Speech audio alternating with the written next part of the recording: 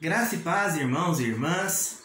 É uma grande alegria poder estarmos aqui hoje mais uma vez para compartilharmos um pouco mais da palavra do Senhor no dia tão especial como hoje, dia do Senhor, dia reservado para o culto ao Senhor e também para aprendermos um pouco mais das Santas Escrituras. E hoje eu pretendo dar continuidade no estudo que iniciamos na semana passada sobre os 5 solas da Reforma Protestante. Antes, então, vamos pedir a bênção e o direcionamento de Deus para esse momento. Peço para que pare um pouco tudo que você estiver fazendo, reserve um momento para essa mensagem, esteja com a sua Bíblia atenta para você acompanhar as leituras, ver os textos que serão citados, medite nessas palavras e para que junto a gente possa se aperfeiçoar realmente buscando mais um entendimento correto que nos conduza a uma prática correta de vida cristã, de vida de serviço para a honra e glória do nosso Criador, do nosso Salvador. Amém?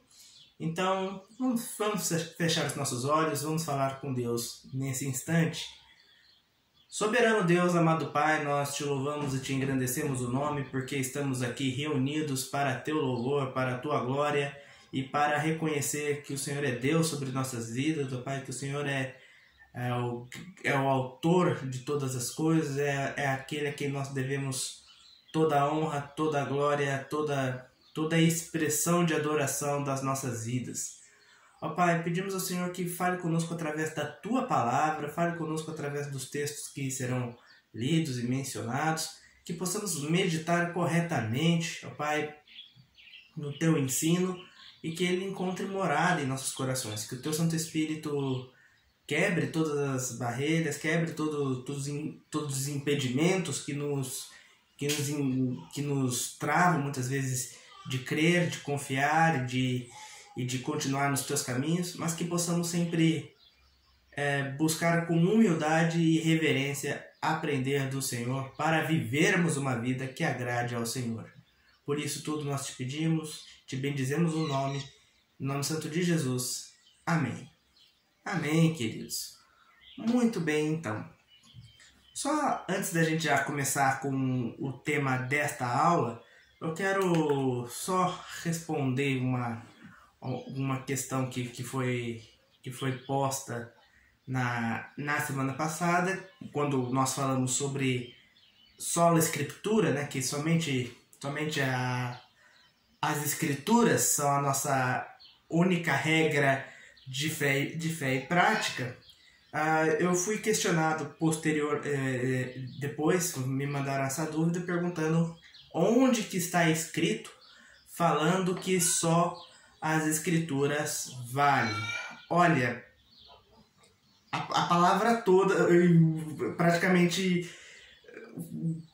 inúmeros livros da Bíblia, elas trazem o apreço à palavra escrita, à palavra registrada da vontade de Deus, também muitas vezes chamada da lei de Deus ou as profecias. Sempre quando fala de lei, das profecias, dos evangelhos ou das cartas, tudo isso são escrituras. E todos esses textos são elevados a um patamar de autoridade, a um patamar sagrado tão alto que todos os seus leitores o entendiam como sendo propriamente palavra de Deus. Quanto a isso, nós poderíamos citar o Salmo 19 e o 119, que são cânticos de louvor que exaltam a beleza da lei de Deus, exaltam como que ela é completa, quanto que ela enche a alma, quanto que ela é usada por Deus para tratar realmente de todas as áreas de nossa vida, para ser o direcionamento que nós necessitamos. Nós podemos ver também o comportamento elogiável, né? O comportamento admirável, melhor dizendo, da igreja de Bereia, que quando Paulo foi lá pregar o evangelho para eles, à medida que Paulo ensinava as coisas, tudo que Paulo falava, os bereanos conferiam com as escrituras, ou seja, conferiam com os textos, com as cópias do Antigo Testamento que eles possuíam naquela época, para ver se o que Paulo estava ensinando tinha coerência e nisso eles encontravam. Vemos também que a igreja de Tessalônica considerava o ensino de Paulo, aquilo que Paulo pregava, não como palavras de homens, mas como palavra de Deus.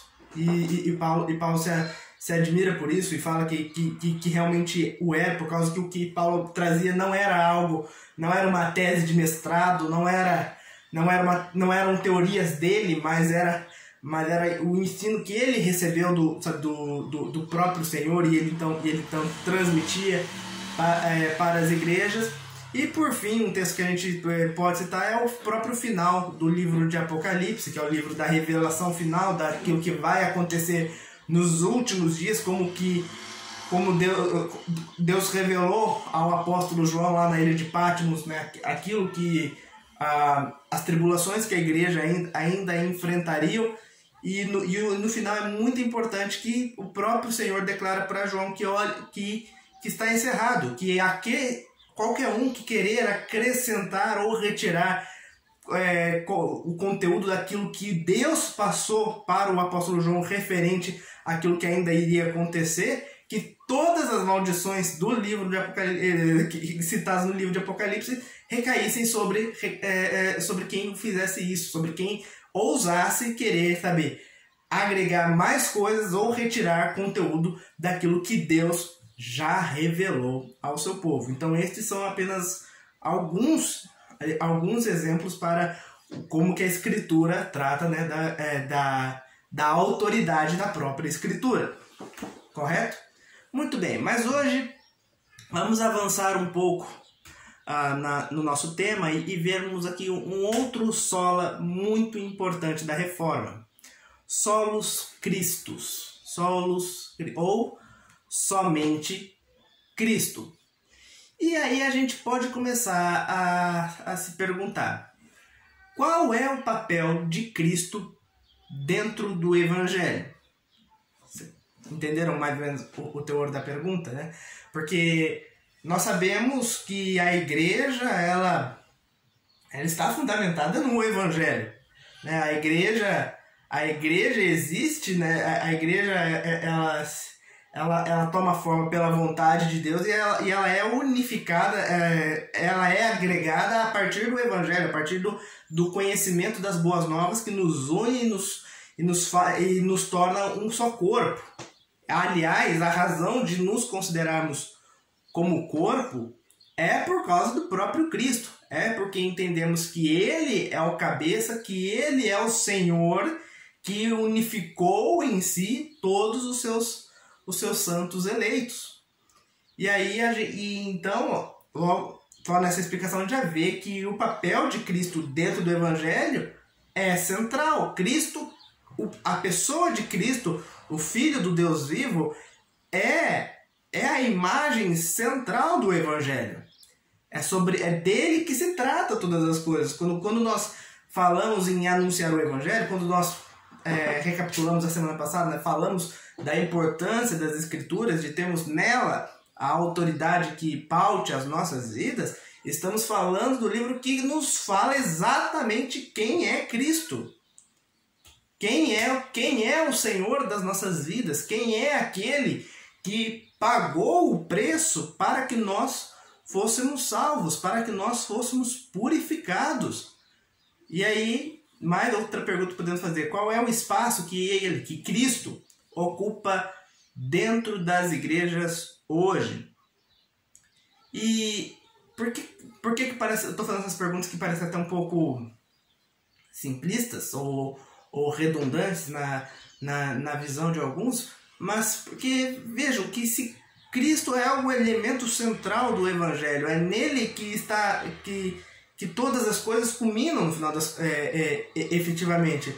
Deus criou o mundo, Deus criou o homem caiu em pecado, né? O homem se corrompeu e aprove ao Senhor preparar o seu Filho para que viesse a ser mediador entre o homem caído e o Senhor Todo-Poderoso, para que então houvesse paz novamente entre uma humanidade caída e o Deus Criador dos céus e da terra.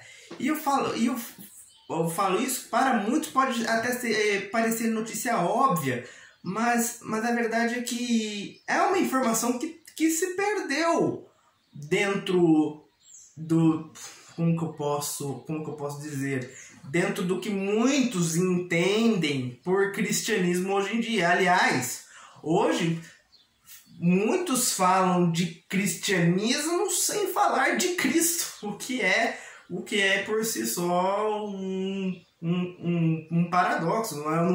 Não faz sentido você querer falar da doutrina dos seguidores de Cristo sem dar a total centralidade na pessoa do Salvador, na pessoa de Cristo, do Filho do Deus vivo, daquele que se encarnou, daquele que tomou sobre si todos os nossos pecados e pagou o preço dos nossos pecados quando entregou o seu corpo para ser crucificado na cruz do Calvário, certo?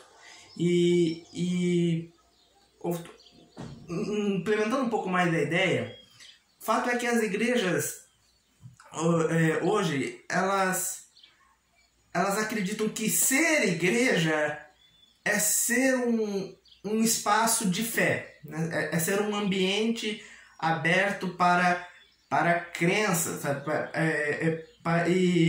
Para crenças e boas obras, né? Vamos assim dizer de modo geral, né? A igreja tem que ser aquele ambiente confortável que receba todo mundo com alegria, que deixe as pessoas se sentirem bem consigo mesmas e tudo mais, e que proporcione até algumas reflexões positivistas, né? Algumas macetes psicológicos ali para a pessoa às vezes, como que diz, renovar as baterias para a semana de trabalho que ela vai ter pela frente e tudo mais. E você vê, eu estou falando tantas coisas que cabem dentro da igreja hoje, que parece ser a definição dos movimentos evangélicos hoje, e Cristo não entrou na história aqui.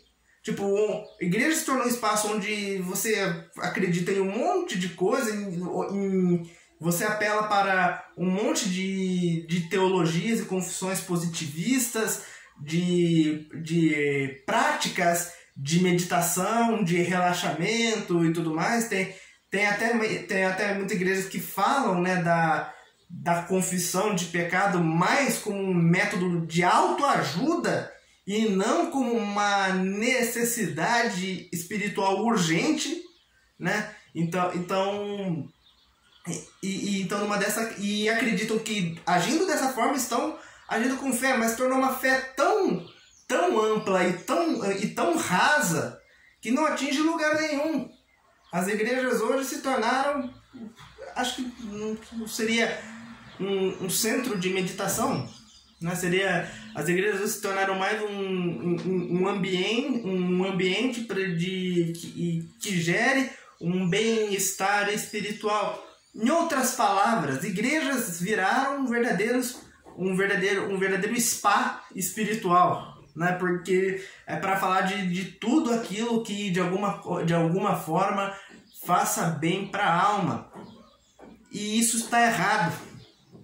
Está errado porque, como eu disse antes, se somos igreja, se somos chamados para uma comunidade, para um corpo, para sermos uma noiva, é porque a palavra nos ensina claramente que existe um cabeça para este corpo, que existe um noivo para esta noiva, que existe alguém que traz para si toda essa responsabilidade, que é o que unifica todos os membros, né, todas as partes desse corpo, que é o próprio Jesus.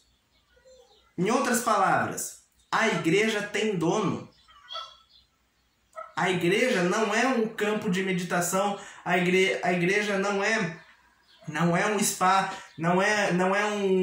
a igreja não é um retiro espiritual, mas a igreja é o corpo do povo de Deus. escolhidos e salvos em Cristo Jesus, que foram por Cristo salvos, e Cristo então torna-se agora o parâmetro, torna-se o peso de medida da igreja, tanto que ainda dentro da teologia reformada agora, uma das doutrinas principais é a da justificação pela fé, ou seja, é o fato de que nós só podemos ser considerados santos, justos aos olhos de Deus, não porque de fato conseguimos fazer coisas boas, conseguimos agir por nossa própria força, com santidade e justiça, mas porque as obras de santidade e de justiça de Cristo foram imputadas em nós. Deus olha para nós e não toma o nosso mérito, não toma aquilo que nós fazemos por merecer, mas aquilo que Cristo fez é depositado na nossa conta. Porque se a nossa vida, né, se as nossas atitudes fossem avaliadas para sermos aprovados aos olhos de Deus, digo e repito, ninguém conseguiria. Ninguém seria então aprovado. Então, se já começamos por uma igreja onde Jesus morreu para salvar a sua igreja, Jesus imputou a sua justiça, é aí que inferimos claramente que Ele é o dono, Ele é o Senhor da sua igreja. E, sendo assim, como que pode existir uma comunidade que queira se chamar igreja, que queira promover algum bem-estar espiritual sem que Cristo seja entronizado acima de tudo? Sem que Cristo seja posto como o dono de todas as coisas. Vamos para a própria palavra agora. Primeiro eu quero ver com vocês 3 declarações do próprio Cristo que se encontram no Evangelho de João. 3 afirmações do próprio Jesus sobre quem ele é, né? Sobre as vezes em que ele afirmou claramente quem ele era. Primeiro, João capítulo 8, verso 58. Disse-lhe Jesus: em verdade vos digo, antes que Abraão existisse, eu sou. Em verdade vos digo, antes que Abraão existisse, eu sou. Vale lembrar que Jesus está declarando isto para judeus. Quem eram os judeus? É o povo que surgiu da tribo de Judá, né? dos filhos de Israel, descendente de Abraão. A primeira promessa para a formulação de um povo separado, exclusivo para a honra e glória de Deus, foi para Abraão. Foi para Abraão que Deus se revelou para revelar o seu propósito, revelar a sua santa vontade, mostrar um meio de redimir um povo, de redimir parcela da humanidade para a sua vontade, para a sua exclusiva glória. É por isso que Abraão é corretamente conhecido como o pai da fé, porque é o primeiro a quem Deus trouxe a sua promessa, que Abraão depositou a fé nessa promessa, e a partir de Abraão foi surgindo ao longo da história, ganhando forma, o povo de Deus, que futuramente até quebra as barreiras da nação de Israel e se estende para todos aqueles que creem nas promessas de Deus, todos aqueles que creem no Deus vivo, que creem no Filho do Deus vivo como seu único e suficiente Salvador.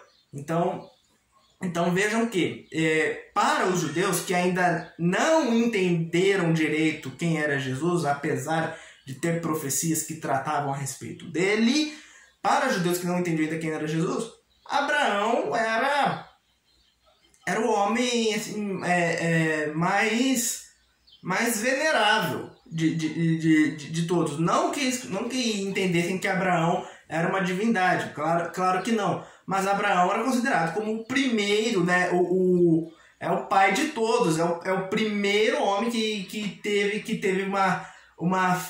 a fé no Senhor, a quem foi dado promessas de salvação para a descendência dele, e ele confiou. Então,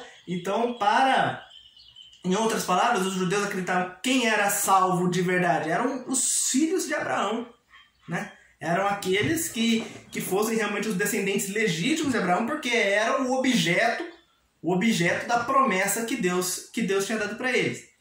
Então vejam a coragem, a ousadia de Jesus de nulificar a sabedoria deles em declarar para eles: em verdade eu digo, antes de Abraão nascer, antes que houvesse sombra de Abraão sobre a terra, eu já existia.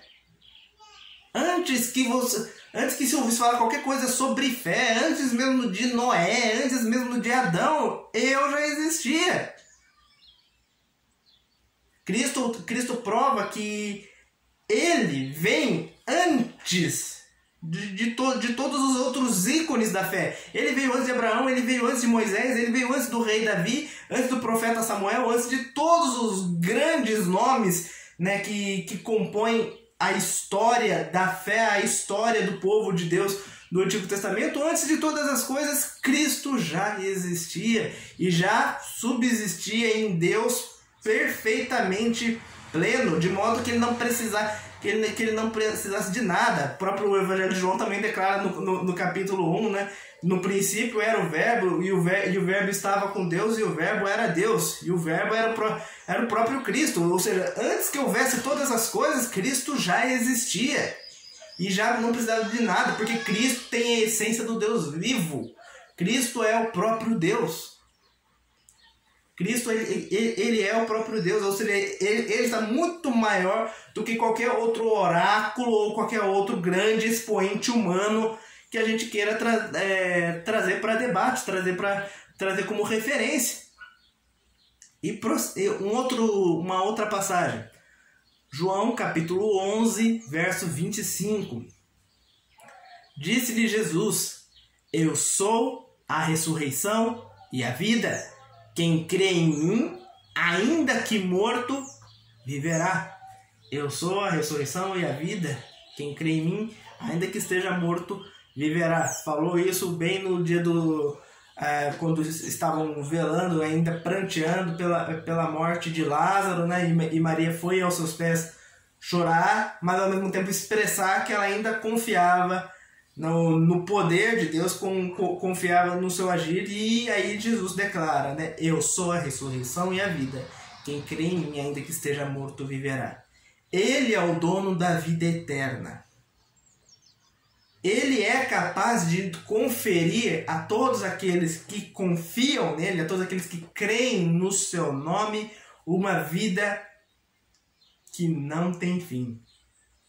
E isso é maravilhoso. Por quê? Porque aí é que repousa a grande esperança da igreja, a grande esperança dos cristãos, a esperança de que existe uma vida gloriosa, sem fim, reservada para aqueles que confiam no Senhor. Porque o próprio apóstolo Paulo falou, olha, se a gente não acreditar que existe ressurreição, se a gente não acreditar que quando morrermos, acabou, é o ponto final da nossa existência, então realmente nós podemos ser considerados como os mais infelizes de todos.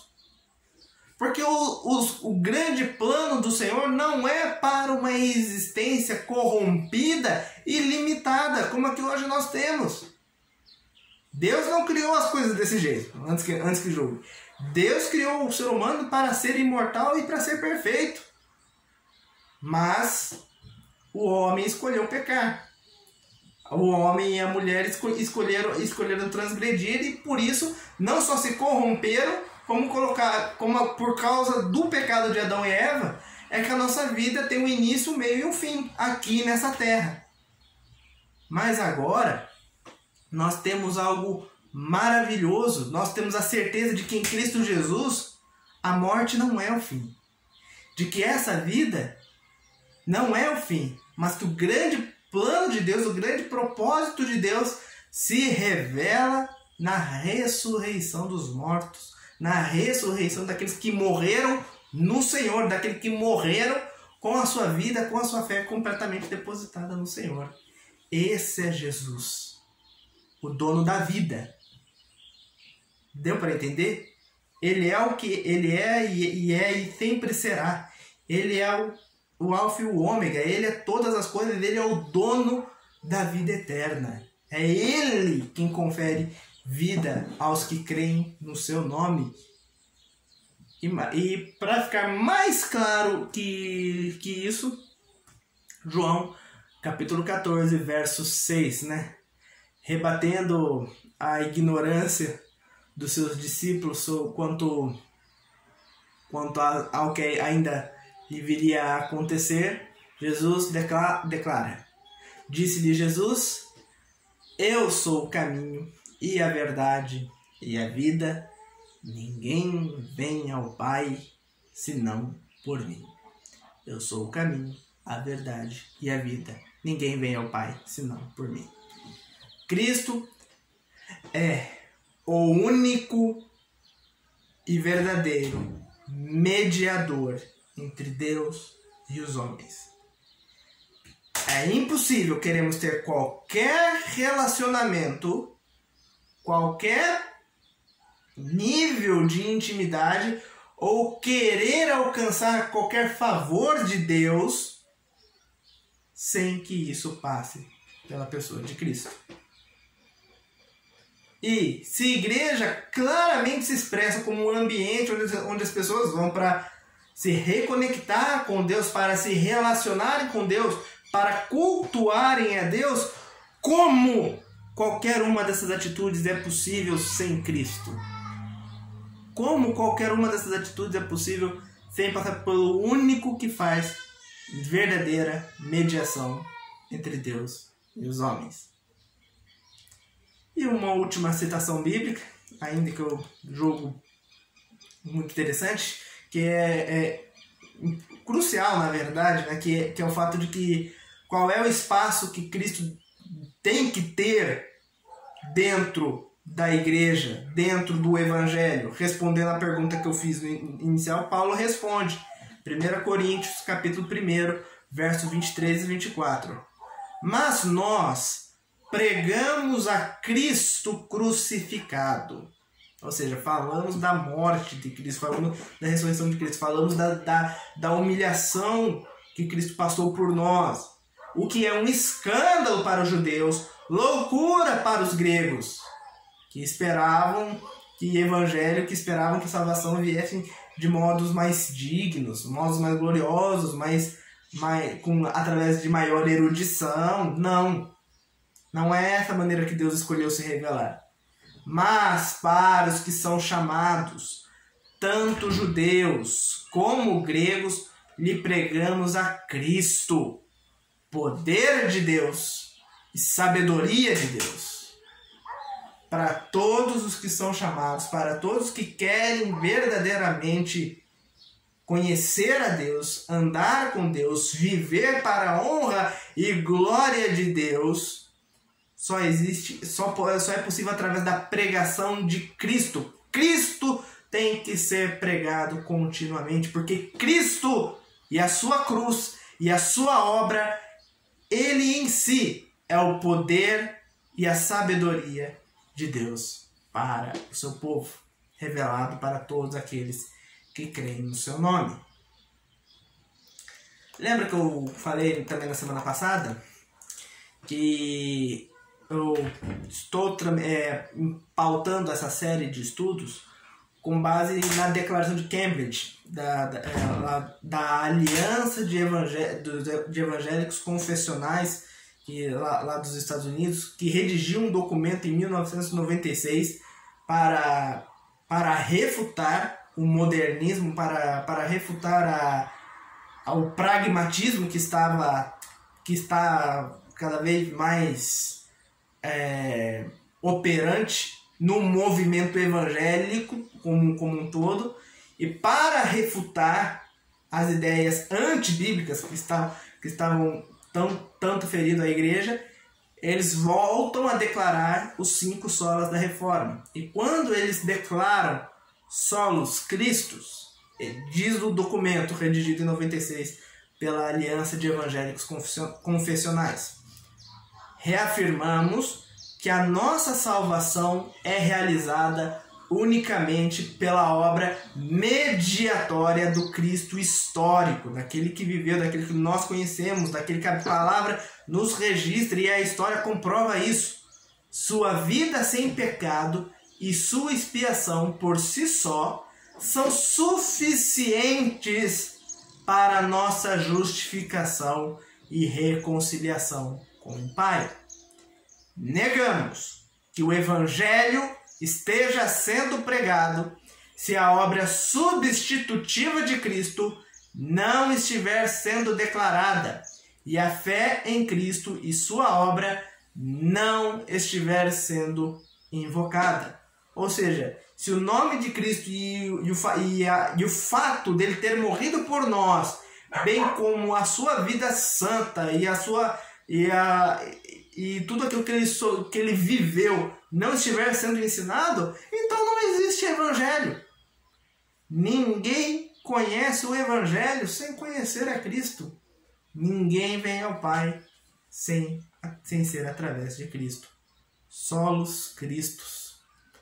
Mediante todas essas declarações afirmadas pela Aliança dos Evangélicos Confessionais, redigidas em 96, eu só posso dizer amém.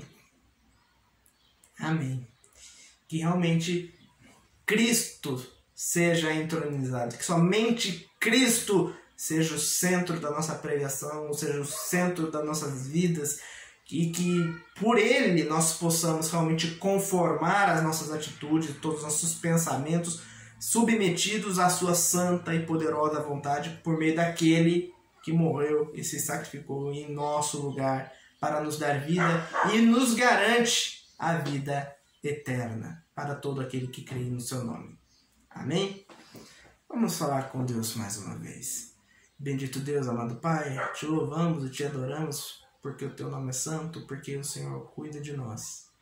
Te louvamos, ó Pai, porque a tua palavra nos mostra a majestade de Cristo, a majestade do teu Filho, daquele que é Deus vivo sobre nós, Pai, daquele que reina, que nos governa e que sustenta a tua igreja, que sustenta o teu povo com amor e com fidelidade.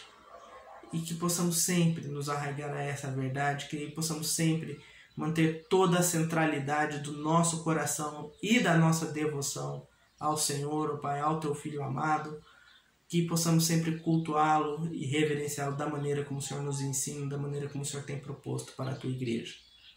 Por tudo isso nós te louvamos e peço a tua bênção sobre cada um que estiver me assistindo nesse momento, que a tua graça transborde sobre a vida de cada um.